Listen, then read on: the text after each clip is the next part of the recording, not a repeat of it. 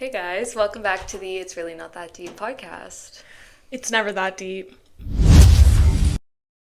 So I'm sure all of us have gone through different stages in your life where you go through a breakup, you have a friendship breakup, something traumatic happens, and you're like, I am going to heal. I'm going to my healing queen era. You go to therapy, you start journaling, you do the face masks, you do all the thing, and then for some reason, you don't feel healed.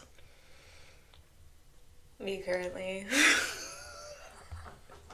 So today we're going to be talking about the gap between the expectations and reality of what it means to actually heal.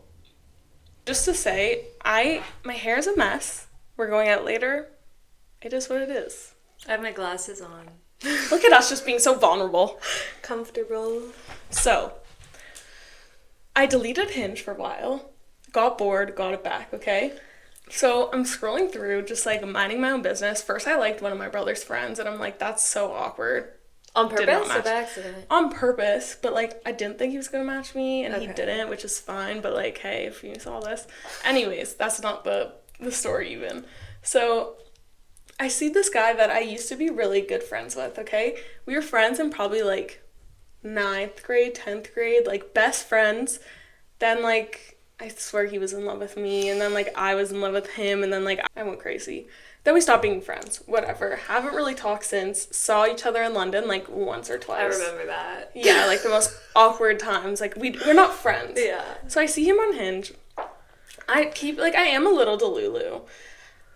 I see like in his prompts, it was like 2 truths and a lie, okay? Okay. So one of them was like, I like, whatever. One was super dumb. Like, I've never watched Friends. I don't remember what the other 2 were. And then one of them was, I wrestled in a giant pool of Jell-O.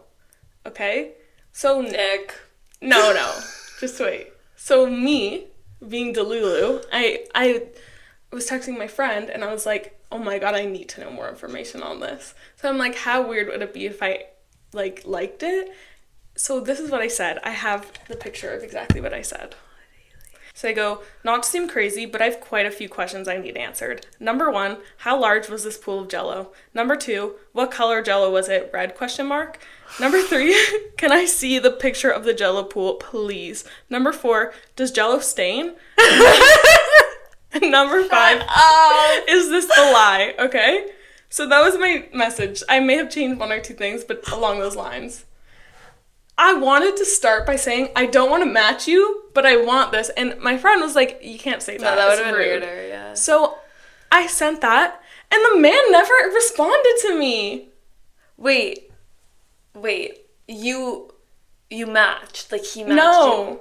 He never matched me. you. You can just send a message without On matching? Hinge, so on Okay. Hinge, you see everyone that likes you, it goes into your likes, and you go through it. Oh, he didn't So he answer. saw it. Yeah. What if he's just not using Hinge at the moment? No, I don't believe it. Okay. Isn't that rude? If Like, he want saw you. it, I don't like Honestly, that. I was a little bit high, and I was like, I'm so curious about this pool of Jell-O. Like, Yeah. that's a fun fact. No, that's a really good vibe of you and bad I thought vibe I was of him. being so funny. I think that's hilarious. Like, I got a want good laugh, you. so. Yeah, I don't want you just to put it out there. I just would like to know about this pool of Jell-O. Would you assume it was share red, with the right? podcast. Share with the class. Yeah. What happened with the Jell-O? We're all Was invested it like now. you would think it's red too, right? Yeah. And do you think Jell-O Well, stains? it could be yellow. Imagine like yellow Jell-O. Oh wow, I know that didn't even cross my mind. Yeah, I would think Jell-O stains. I would not go in a pool of Jell-O. You would, if the circumstances. If the circumstances align, if the stars It was aligned. definitely at camp. Like he didn't do that not at camp. Okay, fine. But yeah, so if you or anyone you know that knows that you have this in your Hinge profile, I just want to know I don't want you, okay? It had to be said. Yeah. So I'm currently in a bit of a healing era myself, and this topic hit really close to home because, like, of course I've been doing all the right things and, like, I'm still not healed. It's been like months and I'm getting there and I'm on the journey, but it's frustrating to feel like you're putting in so much work and then you still feel bad about yourself. I was saying to my mom yesterday, like,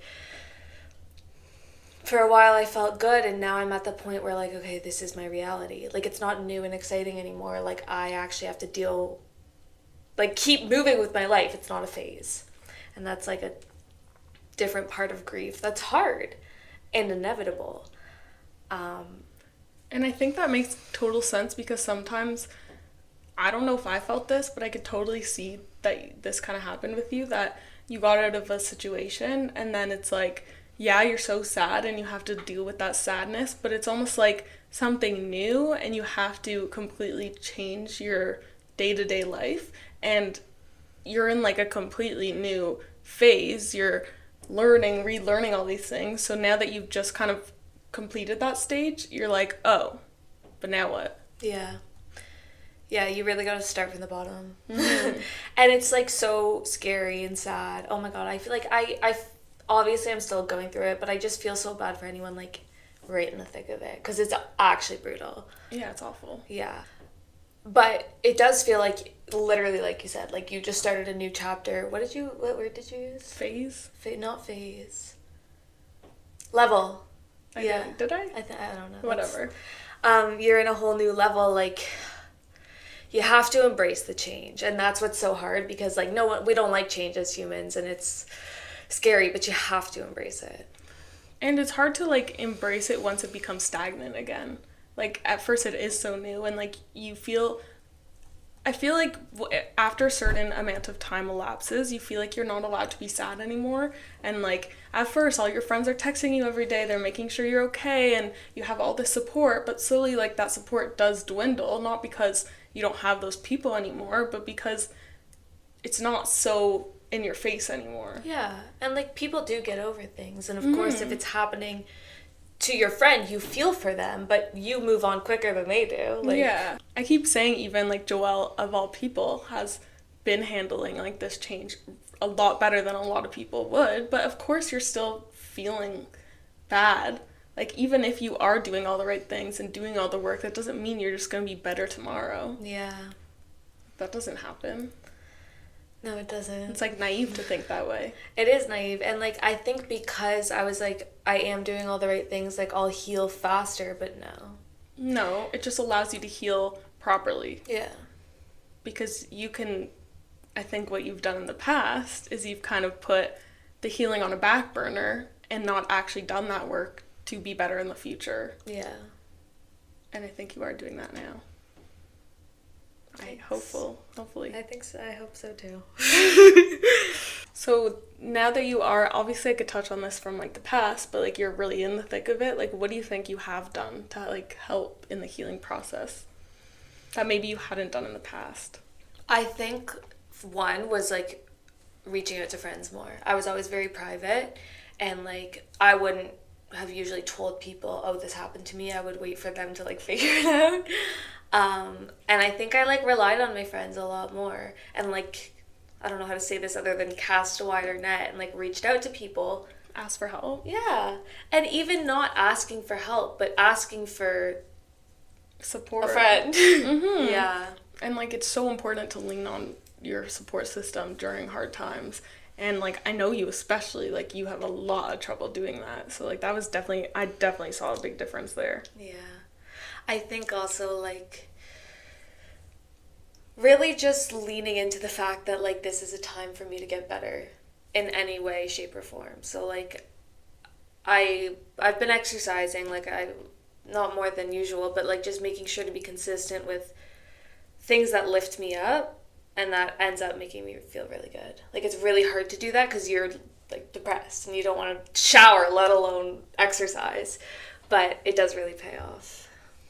And have you like gone to therapy at all? Yes. Do you think that's helped? Yes.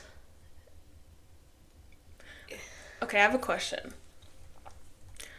I don't know for me because like I think I'm very like therapy driven. I think I do have a lot of I'm the kind of person that will tell someone anything, but like you also won't know anything about me, I think. Mm-hmm. Does that make sense? Yeah.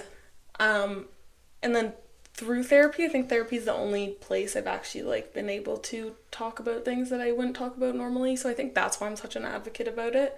But I know that not everyone likes therapy and not everyone is like dying to go. Yeah. Do you think that, because I know you've gone to therapy in the past, Do you think that the way that you approach therapy is different now? 100%.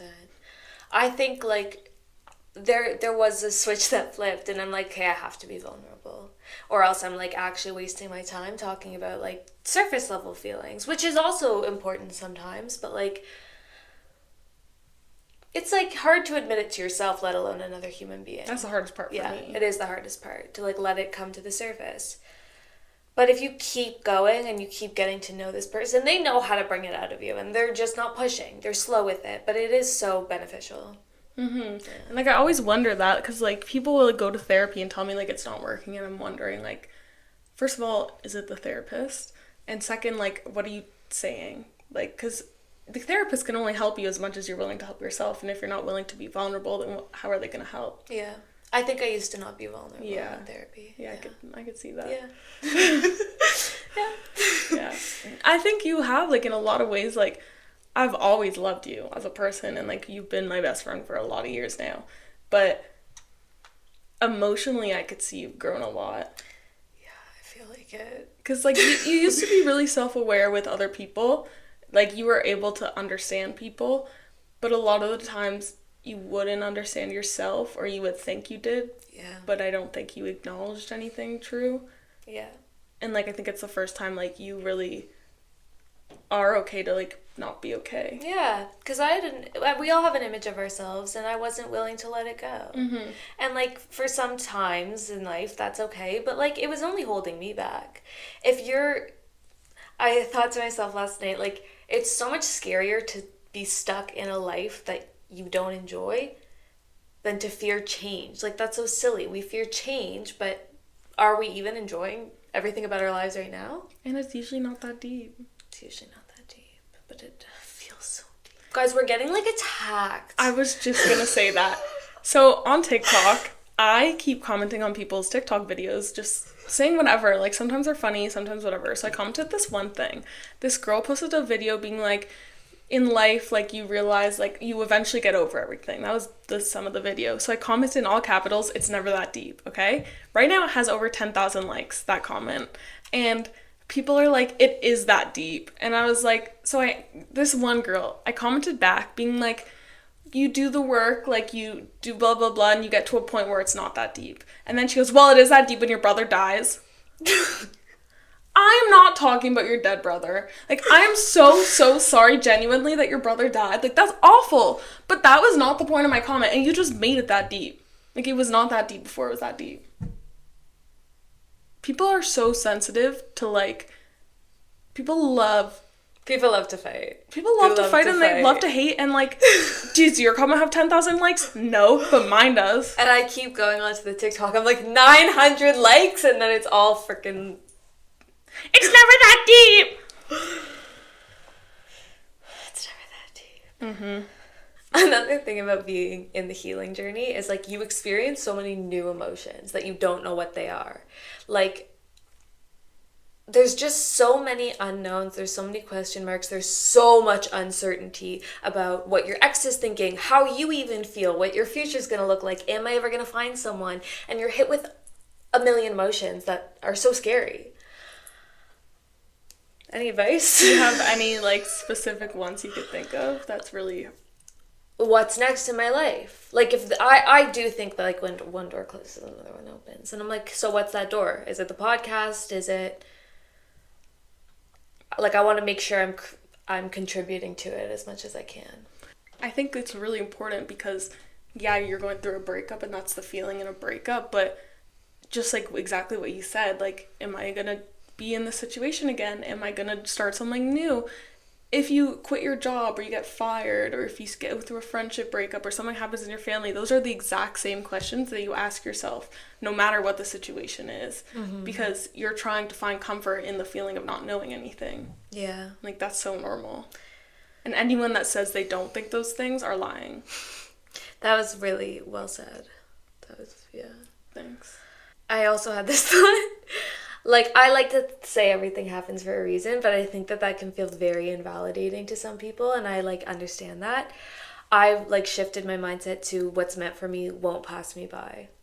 So, like, if I lost this thing, it's for a reason. Well, I guess that's literally saying everything happens for a reason. A little bit. But I don't know. It just resonates better with me.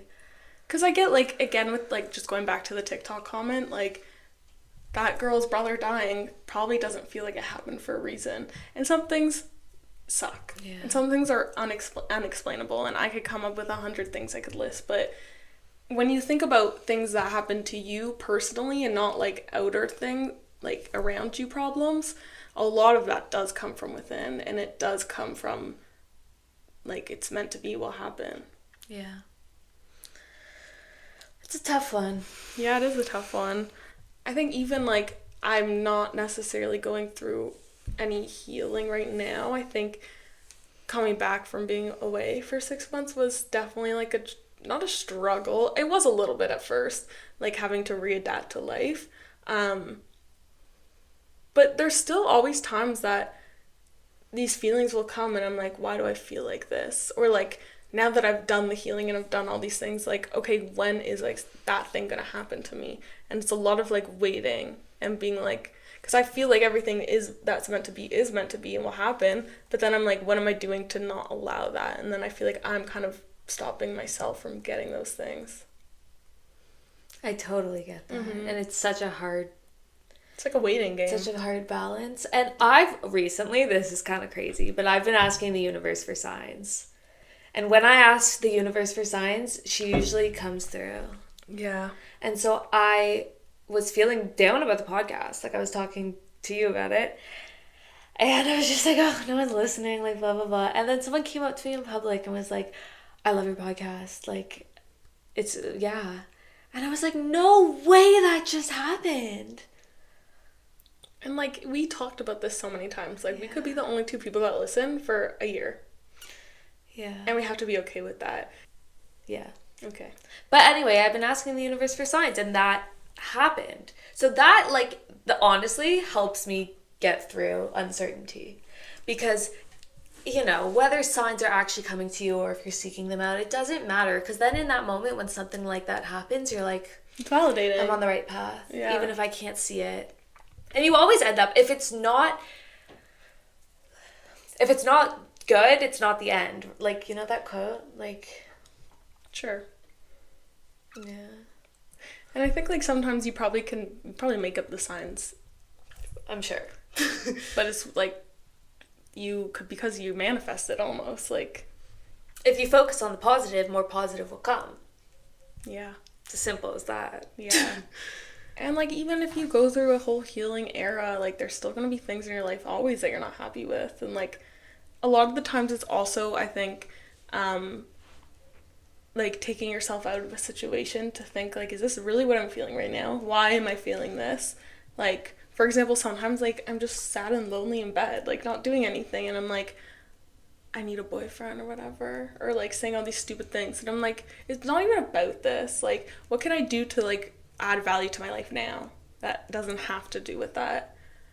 Yeah. Slay. That's exactly the right thing to do. Yeah.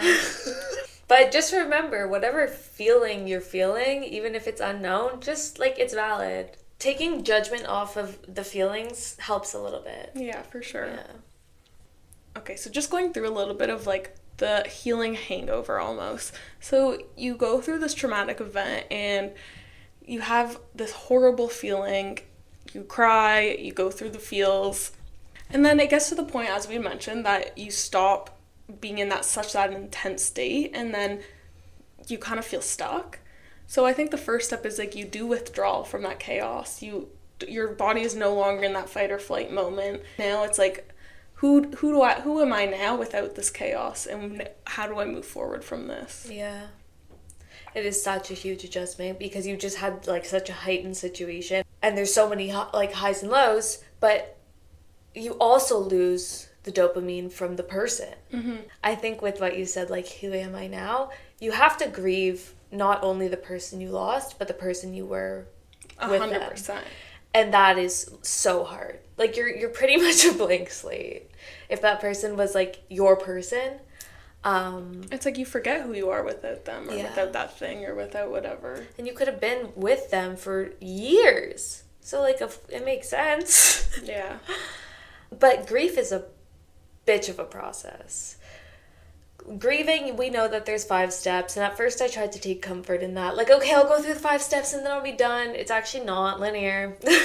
You can actually feel denial one day, acceptance the next, and depression the next. So, I said, like, when I had gone through my breakup years ago, like, I would finally be able to, like, laugh in it, and I'd be like, oh my god, am I healing? And then the next day start crying, and I'm like, oh, true. no, literally. You're gonna feel that 5 steps in a circle. It's more of a cycle than it is a linear pattern for however long it takes. And sometimes it takes a week, sometimes it takes 3 months, sometimes it takes 2 years. Like, Yeah. there's no set time that this has to happen. Yeah. As long as you're still, like, continuing to build yourself, then I don't see that there's anything wrong with that. There is nothing wrong with that. I was, like, definitely putting a timeline on myself, and, like, I need to be over it by this time, and, like, I think I almost thought that was adaptive because I was like, yeah, I'll just move on with my life. It's not that simple. Yeah, and I think, like, a lot of people do have that mindset, like, okay, I'll be sad for a few months and then I'll be okay. And it's like, it doesn't really work like that. Not even a little bit. Yeah, no. I'm sure it'll hit me on a random Tuesday in 3 years from now. Like, It does, and it will, and it is what it is. oh, God. Okay, I saw something today. I have no idea if it's true or not, but whatever. Emotions only last for 90 seconds or, like, 60 seconds or whatever. If you add thoughts to them, they last longer because it becomes a mood. But emotions really do just pass through you. Like, they really do. Yesterday, I was so sad. In my sadness, I was like, I'm never going to be happy again. Couple hours later, I was happy. They pass through you. And having that knowledge is very helpful because you can be really sad, but be realistic with yourself and know this is not going to last forever. Do you have any, like, suggestions on how not to add thoughts to your feelings? No. My only suggestion is redirecting them to that thought. I won't be in this forever. I've been down before, I've gotten up. Time and time again, I'll do it again. Even if you don't believe yourself, just say it.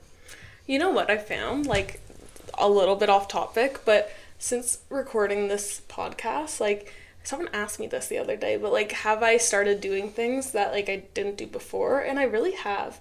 Like, I've noticed, like, even with, like, manifesting, like, I'll stop myself in a moment and, like, really, like, I'm so much more positive in my thinking and the way I, like, say things and the way I approach things.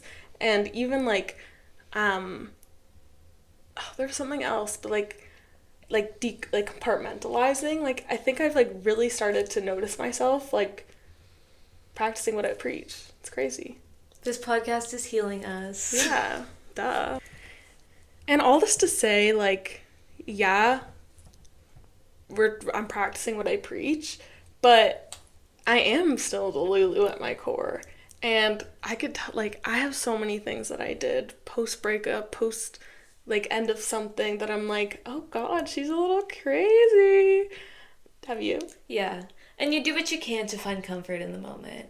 And, like, for those things as well, you will feel embarrassed and you will feel regret, but also give yourself grace because it's really hard to go through things and you don't have to act perfectly.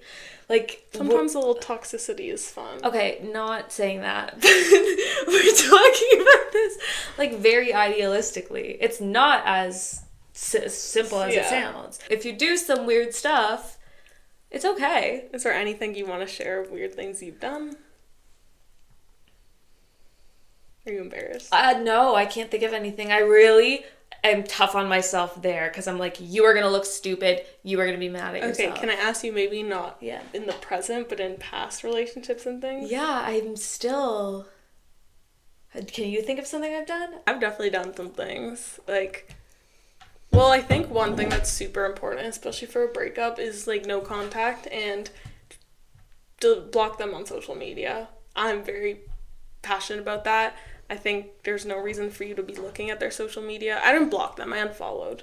But I think we forget that social media is for your friends. And, like, social media doesn't have to be for the whole world. So if they're not in your life anymore, why are you going to have them in your life? In that sense. Yeah, it's hard, though. It's hard to... Yeah, of course it's hard. And for so long I didn't do it. But, like, I think it definitely helped. Like, even, like, silly things like Be Real. Like, Yeah. do you need to see a picture of them post every single day? Not That's that I awful. use Be Real, No, but, that's like, awful. no. Like, okay, one thing I did, like, after my breakup, I've told this story, but I don't think we're going to post it, but I went on Hinge, and I changed my location to their house so that they would see me on Hinge. Obviously, like, you stalk them. I don't know why I'm exposing this, but whatever. My ex's new girlfriend DM'd me, which is the craziest thing ever. Should I just tell the story time? Or is it bad? I forgot about this. Just tell it. We can take it out. I don't care. Okay. Like, if they're watching, hey. I hope you're doing well. So a little bit ago, like a year ago maybe, I was selling NoahCon tickets. So I posted on my Instagram story just being like, hey, I'm selling these tickets, like, whatever. At the time, I think that my ex still followed me. So I get all these DMs from people, and I see this DM from this girl just being like, hey, my friend told me that you're selling tickets. Can I ask you how much? I had no idea who she was at the time. So I was just like, hey, girl, like, no problem. Like, so nice to her. And then I'm like, who is this girl? I don't know how I figured it out genuinely, but I figured out that they knew each other, and I'm like, oh my god, they're together, I know it. Like, I feel it deep in my bones. I remember this whole spiral. Yeah, I was like, I know it. So then we have one mutual friend, me and my ex. So I texted him, and I was like, any chance you told this girl that I was selling these tickets? And he's like, I didn't even know you were selling these tickets. I was like, the audacity that my ex-boyfriend has to get your new girlfriend to DM me. You don't need my tickets that bad. Like, get someone else's. Nah. And then, like, it obviously was him, because she wouldn't have done this, I don't think. But, like, he changed the Instagram theme. You know how you could do that? No. And in your DMs, you could change, like, a theme. So it was, like, it was just so weird. And then she followed me, and then I requested her, because I'm like, I need to see who this girl is. She wouldn't accept my request for so long. And then I, like, eventually see her, and I unfollowed her after. I was like, and I said that she couldn't follow me. Like, why do you have to be seeing me? No. I was like, I didn't get over that for so long. And maybe he's just too dumb to realize that wasn't, like, a normal thing to do. But is that not crazy? I would have lost it. Crazy! I would lose it. And, like, we ended on really good terms, and love the guy. I genuinely hope they're still together. I really hope they're so happy for each other. Update. Yeah, update. They're still together. We'll let you know if they break up. I do know that they seem happy. I'm really happy for them. Yeah, like, no bad blood, and genuinely, like, I'm happy for them to live their life. I just don't need to be a part of it. No, of course not. Do you ever wonder, like, what your ex says about you to their new girl? No, I think I know. So, we've talked about all the struggles and the whatnot of healing, but how do we actually heal and make it normal and make it acceptable and okay? So I think one is important is to reframe the idea of healing from a romanticized thing to something not so euphoric and something that everyone has to go through. So how do we do that? Neutralizing it. Like, it doesn't have to be good. It doesn't have to be bad. You don't need to lose 10 pounds by the time your healing era is over. You don't need to do anything. You just need to Work on feel yourself as good as you can, and whatever will bring you that are healthy, do those things. Rather than being like, oh, this is my time to glow up, and, like, it's great to do those things, but you don't... I feel like you try to follow all these trends. You follow, like, I'm going to journal, I'm going to go on hot girl walks, I'm going to do all these things, and then it takes away from the actual healing. Like, I think for me, healing is talking. It's journaling for real, I guess. That is important. It's finding support in friends, staying distracted and doing things out of your comfort zone, and working on other aspects of your life. I think healing, it can also be crying in your room at 3 a.m, and that's also okay, and that's healing. Yeah. But I think people sometimes also ignore their feelings or push their feelings to the side in the act of healing, and that's not good. Yeah. And it looks different for everyone, truly. Like, I love to go for a long walk, and, like, that helps me, but doesn't mean it has to help you. Like, yeah. You just gotta trial and error. Mm-hmm. And I think once to realize, like, how do you know that you actually are healing? So I think a few things that are like important to see if you're healing is, one, making decisions that are not, or making fewer decisions out of fear and choosing to make decisions that may be scary but can help you grow. Feeling safe when no one's watching, so being alone and being okay with being alone and your own thoughts, and I think that's really hard when you're healing. Oh, yeah. I think another one is like feeling joy in little things. Like realizing that it's small moments in life that really make you happy and you don't have to be chasing the next high. Like find joy in as much as you can. Yeah, for sure. And is there anything that like you've done that you really think can help people heal? Hobbies. Hobbies, yeah. I think like being vulnerable is the biggest one. Being vulnerable. And just like being asking people to talk when you need to talk and actually sharing how you feel and actually listening to what people say. I think also not judging my emotions. Oh, try to live in the present, obviously. Obviously, that's my answer. And like I think a lot of times people will say, "Oh, that doesn't work for me." But like when's the last time you tried? Yeah. Like even was it you that texted me about writing things down? Yeah, you did. So I always say like I think writing helps me a lot, kind of like put things into perspective. And Jalal always says like, "Yeah, I'm not such a writer, whatever." And then the other day she sends me like a full note of like things she was writing down and everything, and I was like, "Girl, look at you go." So you never know what can help. Even if something seems silly in the moment, like doing affirmations in the mirror, it could help. It does help. Yeah. It does. Oh my god, guys, it does. And be okay to feel silly and be embarrassed. Like, be okay to have some humility. Just be kind to yourself through your healing and do whatever you gotta do to feel good. And I think a lot of the times people are waiting for an outer thing to make yourself heal. Like, people want closure, they want an apology, they want all these things. And, like, that's not going to help you make you feel better in the end. No. Like, you need to feel better from within, and that's just almost an excuse to not start that healing journey. Yeah, that'll make your ego feel good, Mm-hmm. but that's not what you need right now. Yeah. So I hopefully shared some tips about healing, make yourself feel better about your healing process. If you ever start healing, you could listen to this episode. Yeah. One thing to do with all this is think about a time where you maybe went through something and, you know, like time heals all wounds, but they're still there.